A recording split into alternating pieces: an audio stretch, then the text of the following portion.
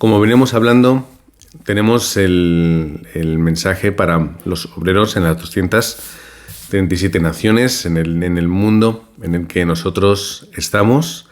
Estamos muy lejos los unos de los otros, estamos a miles de kilómetros, pero podemos mantenernos escuchando la misma palabra y podemos mantenernos juntos dentro de este mismo camino. Y hoy, día 18 de mayo, vamos a tener la tercera parte del mensaje que nosotros teníamos para un poquito este mes. Y vamos a ver el pacto de los obreros en esta tercera parte, que es la misión que tenía Pablo. La misión que tenía Pablo. Vamos a leer todos juntos en Hechos capítulo 9 y vamos a leer los versículos que van desde el 10 al 20 y ponemos un poquito de énfasis en ese versículo 15. Pero vamos a leer todos los versículos. Hechos capítulo 9, versículos del 10 al 20. Voy a leer yo y vosotros me seguís desde casa con vuestra lectura. Dice: había entonces en Damasco un discípulo llamado Ananías, a quien el Señor dijo en visión: Ananías. Y él respondió: heme aquí, Señor. Y el Señor le dijo: levántate y ve a la calle que se llama Derecha, y busca en casa de Judas a uno llamado Saulo, de Tarso, porque he aquí, él ora, y ha visto en visión a un varón llamado Ananías, que entra y le pone las manos encima para que recobre la vista. Entonces Ananías respondió: Señor, he oído de muchos acerca de este hombre, cuántos males ha hecho a tus santos en Jerusalén, y aun aquí tiene autoridad de los principales sacerdotes para prender a todos los que invocan tu nombre. El Señor le dijo: ve, porque instrumento escogido me es este, para llevar mi nombre en presencia de los gentiles y de reyes, y de los hijos de Israel, porque yo le mostraré cuánto le es necesario padecer por mi nombre. Fue entonces Ananías y entró en la casa, y poniendo sobre él las manos, dijo: hermano Saulo, el Señor Jesús, que se te apareció en el camino por donde venías, me ha enviado para que recibas la vista y seas lleno del Espíritu Santo. Y al momento le cayeron de los ojos como escamas, y recibió al instante la vista, y levantándose fue bautizado. Y habiendo tomado aliento recobró fuerzas, y estuvo Saulo por algunos días con los discípulos que estaban en Damasco. Y terminamos en ese versículo 20, que dice: enseguida predicaba a Cristo en las sinagogas, diciendo que éste era el Hijo de Dios. Pero mantenemos el énfasis en este versículo 15, donde dice: el Señor le dijo: ve, porque instrumento escogido me es este, para llevar mi nombre en presencia de los gentiles y de reyes y de los hijos de Israel. Pablo, que era un perseguidor de la iglesia, y aquí Ananías tenía las referencias totales y tenía las referencias frescas de lo que hacía Pablo. No es que no quisiera ir, pero se mantenía un poco receloso porque sabía que si Pablo conocía de que Ananías predicaba el Evangelio, tenía toda autoridad para prenderle, tenía autoridad para encarcelarle. Y vemos cómo al final cómo Ananías recibe este mensaje claro por parte de Dios: es que este hombre, este perseguidor, me es un instrumento para que mi nombre pueda recorrer todo el mundo, para que mi nombre pueda llegar a los gentiles, que son los extranjeros, en presencia de reyes, como estuvo ante César, y de los hijos de Israel, como él estuvo predicando el Evangelio al pueblo de Dios. En este tercer mensaje vemos que es la misión del pacto, la misión del pacto. Pablo conquistó, vemos en el primer punto, con el pacto de la evangelización. Era este pacto que Dios le dio en este primer encuentro y en este primer tiempo en el cual él se convierte a Jesucristo. Pablo era un gran creyente en Dios, Pablo creía en Dios. Sin embargo, no era creer en Dios lo que tenía que hacer, sino que era llegar a Dios a través de la obra en Jesucristo, que era particularmente a quien él estaba persiguiendo. Y cuando Pablo se aferra al pacto de la evangelización, que recibe y que hereda de Hechos 1:8 y que recibe él de forma particular, vemos que las cosas cambian en su vida. Y él empieza a utilizar, como vemos aquí, 3 puntos para hacer la evangelización. Primero, tiene un estándar. Un estándar es un molde, es una base. En su vida es ser lleno del Espíritu Santo, lo hemos leído hoy y además lo vemos en Hechos capítulo 13, versículos del 1 al 4, la guía del Espíritu Santo que les lleva a comenzar su primer viaje misionero, que es enviado por la iglesia de Antioquía.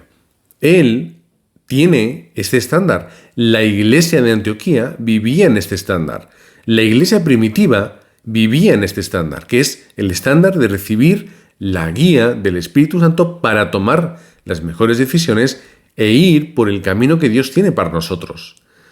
Esta es la respuesta de Pablo. ¿Cómo vamos nosotros a vivir nuestra vida y cómo vamos a hacer nuestro ministerio de evangelismo como obreros del campo? Es a través del estándar de recibir la guía del Espíritu Santo. ¿Cómo yo voy a irme a mi lugar de trabajo o me voy a enfrentar a mi familia en mi día a día o a las circunstancias que me rodean y que me deparan en cada momento? Recibiendo la guía del Espíritu Santo, porque ese tiene que ser mi estándar. Si no se convierte en mi estándar o en mi molde, al final voy a recibir la guía misma de mis pensamientos, de lo que me apetece, de lo que considero o de lo que está a mi nivel. Este es el estándar, la guía del Espíritu Santo. Hechos capítulo 16, del 6 al 10, vemos un punto de cambio importante.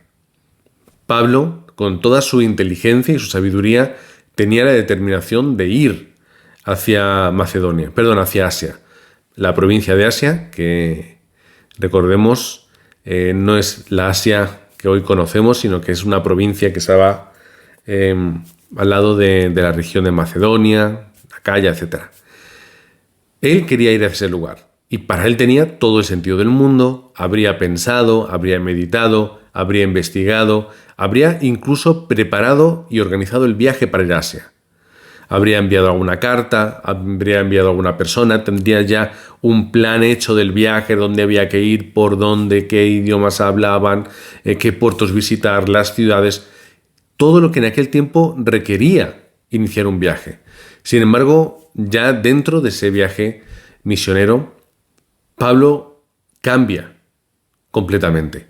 No es tu pensamiento, Pablo, no es lo que tú consideras, Pablo, no es lo que a ti te parece bien o lo que tú preparas, es lo que Dios quiere. Y por eso él recibe ese mensaje por parte de Dios a través de una misión. No tienes que ir ahora mismo a Asia, tu camino está en Macedonia.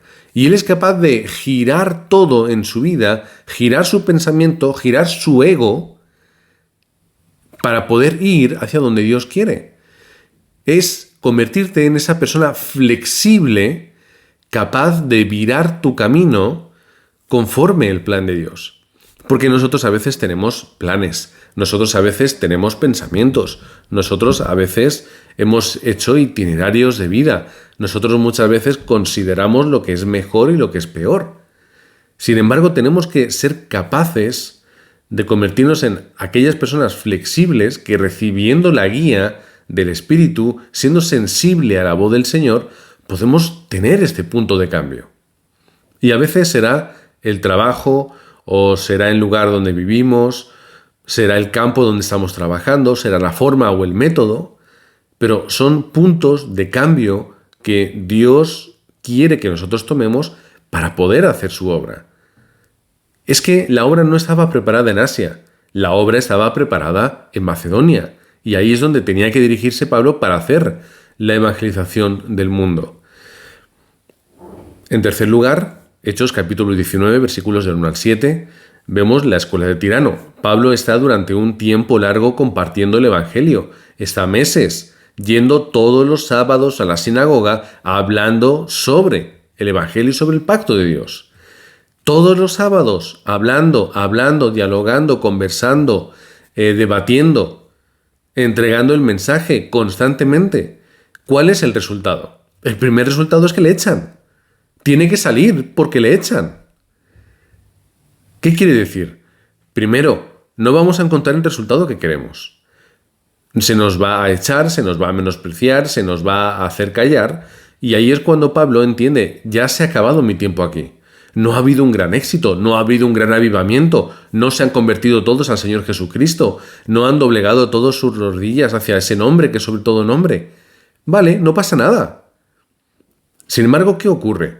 Vemos en la palabra, en esos versículos, Pablo toma a los discípulos, es decir, a aquellos que sí han entendido, siendo poquitos, siendo menos, pero toma a sus discípulos consigo y encuentra esa escuela de Tirano donde él habilita ese lugar para poder seguir predicando el Evangelio.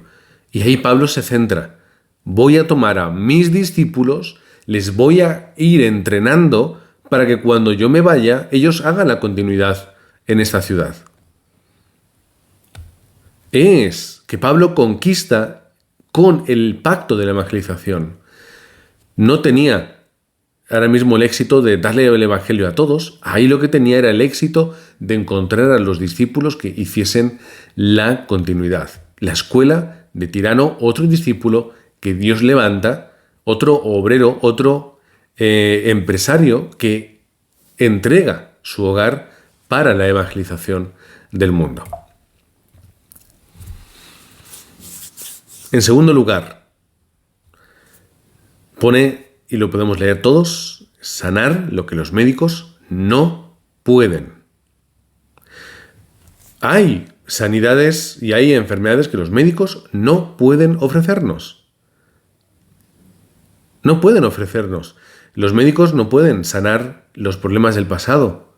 Los médicos no te pueden garantizar la sanidad de los problemas que tienes ahora y tampoco pueden darte solución para lo que está por llegar en el futuro. Hay enfermedades espirituales, problemas que nacen de lo espiritual, que hasta que no solucionemos esa parte, la espiritual, no vamos a encontrar respuesta. Hay enfermedades que vienen por culpa de ello.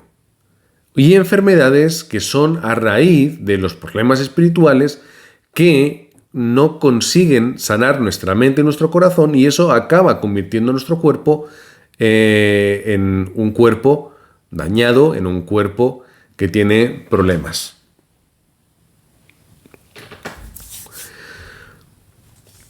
Hechos capítulo 13, versículos del 5 al 12. Estamos en Chipre.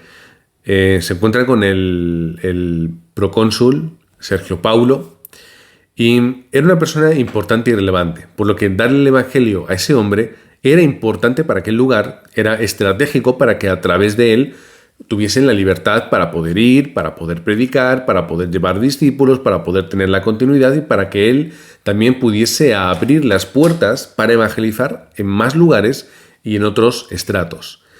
Sin embargo, estaba ese Bar Jesús, o también llamado Elimas, que era una persona con una influencia espiritual en el procónsul, que a través de esa oscuridad y ese poder de Satanás mantenía al procónsul alejado de aceptar el pacto de Dios. Hasta el momento en el que Pablo ora y se rompe esa oscuridad.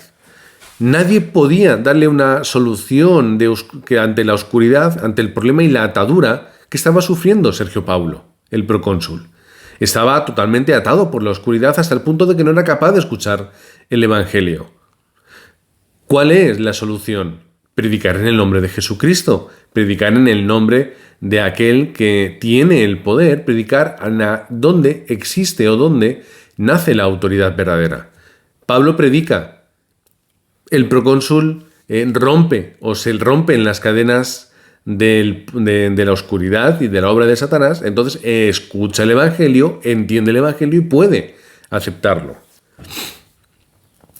Los médicos no pueden solucionar esto, los expertos del mundo no pueden solucionar esto, solamente a través de la respuesta espiritual. Hechos capítulo 16, del 16 al 18, vemos la joven y el espíritu de adivinación. ¿Por qué esta chica estaba siendo sometida a la esclavitud? Porque tenía, por obra de Satanás y de los demonios, un espíritu, una capacidad para poder adivinar cosas. Y esa mujer que tenía este espíritu de adivinación y vivía en esta oscuridad y en esta esclavitud de Satanás, también vivía en una esclavitud, por así decirlo, en su vida. Era una mujer esclava, no era una mujer libre, no era una mujer acaudalada que tenía un negocio, era una mujer esclavizada sirviendo a sus dueños para poder darle riquezas. Esta mujer sigue a Pablo hasta que Pablo ora, otra vez, en el nombre de Jesucristo, y le da la sanidad a esta chica. Nadie le dio la sanidad y nadie le dio la respuesta anteriormente. Ningún religioso, ningún político, ningún libertador que pasase por ahí, nadie le dio la respuesta. No había ningún médico que dijo, venga, yo te voy a ayudar para que salgas de este mundo de oscuridad y de atadura de Satanás. Solamente lo hizo Pablo, a través del poder y de la obra que le da ese pacto de la evangelización. ¿Cuál es la misión de Pablo? Que es el punto de hoy. Salvar y sanar a aquellos que no tienen otra forma de sanarse. Y en este caso vemos estas circunstancias y estas personas que Satanás tiene atrapadas y tiene encadenadas, como también es el de Hechos capítulo 19, versículos del 14 al 20. El hombre endemoniado, nadie puede darle sanidad, nadie puede ayudarle a esa persona que vive bajo esa influencia del enemigo y de la oscuridad. Y cuando intentan hacerlo, no, nosotros vamos a liberarte en el nombre de aquel que habla Pablo. Y dice, no, es que no os conozco, es que no tenéis autoridad, no tenéis poder. Yo solamente conozco el nombre de Jesucristo y conozco también el nombre de Pablo porque es aquel que predica el nombre de Jesucristo. Pero vosotros no tenéis autoridad porque no tenéis el nombre de Jesucristo con vosotros. Esto es lo que este hombre endemoniado le dice a las personas que le intentan ayudar. No le pueden ayudar. Nadie le dio una respuesta, solamente es el nombre de Jesucristo, el nombre que reside en el corazón de aquellos que también pueden hacer esas obras. Yo no soy Jesucristo, pero yo tengo el nombre de Jesucristo. Y cuando en el nombre de Jesucristo nosotros entramos en el campo, hay una respuesta. Hay también una obra y hay una guerra que se lucha espiritualmente. Y eso no lo vemos, pero esto es así. Los demonios no saben cuál es mi nombre, pero sí saben cuál es el nombre de Jesucristo. Y esto es lo que es importante. Yo entro en un campo, yo entro y tengo que testificar y tengo que orar y atar en el nombre de Jesucristo, porque hay una influencia espiritual en donde yo estoy. A lo mejor no lo vemos. A lo mejor pensamos que la gente, bueno, es como ese procónsul, ¿no? Bueno, pues él no acepta el evangelio. Hay autoridades espirituales que mantienen a las personas sordas y ciegas para no escuchar ni ver las respuestas del evangelio. Yo voy a un campo, yo voy a ver a mi familia, voy a visitar, tengo que ir con esa autoridad. Yo voy a mi trabajo, tengo que acudir con esa autoridad. Yo voy a un lugar, voy a vivir en ese lugar, yo tengo que hacer esa misión donde yo estoy viviendo. Paseando por las calles, yendo en el auto, tranquilamente mientras que yo estoy caminando bajo el sol o disfrutando de la brisa, orando y atando en el nombre de Jesucristo. Entrando en mi lugar de trabajo, orando, tenemos que hacerlo todos los días. Cuando yo entro en mi casa, aunque sea mi casa y sea mi hogar, también tengo que hacer esta obra y esta batalla espiritual, quebrantando el poder del enemigo para que el mensaje del evangelio pueda llegar. Sanar lo que los médicos y especialistas no pueden. 3. Tenemos que sanar a la siguiente generación. Y lo vamos a ver aquí en las sinagogas, que es el método que tenía Pablo. Pablo va a las sinagogas. Sí, en las sinagogas estaban los principales judíos, habría personas relevantes, pero las sinagogas eran los lugares, era el epicentro de la formación de los jóvenes y de la siguiente generación. Todos tenían que ir para allá para formarse. Todos iban y estudiaban la palabra. Estudiaban, profundizaban, enraizaban en la ley, vivían en sus comunidades dentro y alrededor de estas sinagogas que eran los lugares de reunión. Simplemente tenemos estos 3 versículos de referencia, 17.1, 18.4 y 19.8 del libro de Hechos, donde vemos que Pablo entraba en las sinagogas. ¿Para qué? Para encontrar ahí a los discípulos para llegar ahí a la siguiente generación. Es lo que hemos visto en el primer punto, Hechos 19, del 1 al 7. Es la escuela de Tirano donde se reúne Pablo con los discípulos que había atraído para sí. Y ahí es donde Pablo acude, donde se levantan las siguientes generaciones. Nosotros tenemos que hacer esta misión del pacto.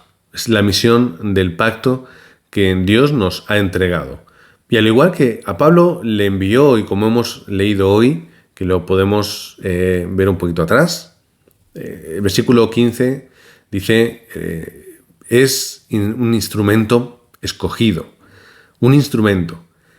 Y yo quiero ser ese instrumento también, un instrumento en las manos de Dios para hacer la obra que está en el corazón de Dios. Ese instrumento que Dios me ha escogido a mí también, no solamente a Pablo, sino es que Dios me ha escogido a mí también para llevar el Evangelio a los gentiles, a los reyes y a los hijos de Israel. Es decir, Dios me ha escogido como un instrumento para predicar el Evangelio a los que no tienen a Jesucristo en su corazón y a los que viven alejado del pacto. Dios me ha llamado para que yo pueda llevar el nombre de Jesucristo ante aquellos que gobiernan los mundos, que gobiernan los países, aquellos que son referencia en el mundo, a esas élites que tanto sufren. Porque las personas que más sufren en el mundo por problemas de depresión, problemas espirituales, son las mayores élites del mundo. Ellos son los que de verdad sufren en este planeta. Viven todos en depresión, viven todos con problemas de drogas, viven todos con adicciones, viven todos teniendo que estar constantemente con ayuda porque tienen problemas. Las mayores élites del mundo tienen los mayores problemas, pero ahí es donde Dios me envía como instrumento y al final para ir y entregar el nombre a los hijos de Israel. Nosotros no tenemos que ir a entregarle el mensaje a los judíos de una forma especial. Nosotros lo podemos traducir en nuestro tiempo, que tenemos que llevar el mensaje y el nombre de Jesucristo a aquellos creyentes que viven una vida religiosa, a aquellos creyentes que viven una vida legalista, a aquellos que sí aman mucho a Dios, pero que no entienden cuál es el mensaje y cuál es el nombre de Jesucristo. Nosotros tenemos que llevar este evangelio a estas personas que viven esas vidas que no disfrutan de que Jesús es el Cristo. Y nosotros pues lo podemos decir de una forma clara y de una forma sencilla. Hay muchas iglesias y hay muchos creyentes en el mundo que dicen que son cristianos, que viven sus vidas de fe, pero que no comprenden cuál es el mensaje de Cristo, viven vidas religiosas y no tienen respuesta en sus corazones. Ahí es donde nosotros también tenemos que acudir a llegar a estas personas y que ellos, que ese amor que depositan en Dios de una forma religiosa o cultural o tradicional, ellos puedan hacerlo con una convicción personal, que es lo que hablamos no hace mucho tiempo, es personalizar el Evangelio. Creo que lo hicimos en el segundo grupo. Personalizar el Evangelio. Y la gente no lo hace. La gente no personaliza el Evangelio. Por eso, aunque sean creyentes de religión, de tradición, de costumbre, de cultura, viven bajo estos problemas. Viven bajo la influencia de Satanás. Viven bajo la corriente del mundo porque no tienen su determinación y su convicción personal en Jesucristo. Esta también es nuestra labor, con toda la humildad del mundo, no porque nosotros seamos y seamos más inteligentes o más capaces, sino porque estamos viendo y entendiendo el mensaje del Evangelio a través de la Biblia y a través de la palabra. Estamos entendiendo la profundidad de que Jesús es el Cristo y nosotros tenemos que ayudar a todos aquellos que no entienden al final ni quién es Jesús, ni quién es Cristo, ni cuál es el propósito de Dios para sus vidas. Y ahí somos esos instrumentos escogidos para hacer esa obra hasta el último de la tierra. Así que podamos hoy retomar esa misión del pacto que hemos recibido, conquistando como hizo Pablo, sanando como hizo Pablo y encontrando a la siguiente generación como también hizo Pablo. Señor, te oramos en este momento y en este lugar, cada uno encontrándose en su sitio, en su hogar, en su pequeño aposento alto, en ese lugar donde están concentrados, escuchando la palabra, orando y siguiendo tu guía. Danos esa fuerza espiritual que tú nos has prometido para ser esos instrumentos escogidos por ti y llamados para predicar el Evangelio a todo lugar y a toda persona, llegando incluso a reyes, llegando a esos hijos de Israel que viven esa vida religiosa y legalista, que también vayamos, Señor, a aquellos que nunca han guardado a Dios en su corazón, no tienen interés, pero que aún más ellos necesitan escuchar este mensaje para encontrar la respuesta en su vida. Señor, tenemos esa autoridad que tú nos has dado para ir de aquí hasta el último de la tierra, tenemos la seguridad de ser testigos y tenemos ese mandato de hacer discípulos a todas las naciones. Queremos pedirte que tú nos comisiones, que tú nos lleves con ese poder espiritual que necesitamos, con ese poder, esa sabiduría por parte del Espíritu Santo. Danos, Señor, también esa economía para poder ir y pisar todos los lugares y todos los campos. Danos también esos discípulos a nuestro alrededor que juntamente con ellos podamos hacer esa evangelización del mundo. Danos también, por último, esa salud física para que nuestro cuerpo no desfallezca, para que nuestra mente siempre esté ágil y dispuesta para predicar ese nombre que es sobre todo nombre. Oramos en ese nombre que es el de Jesucristo. Amén.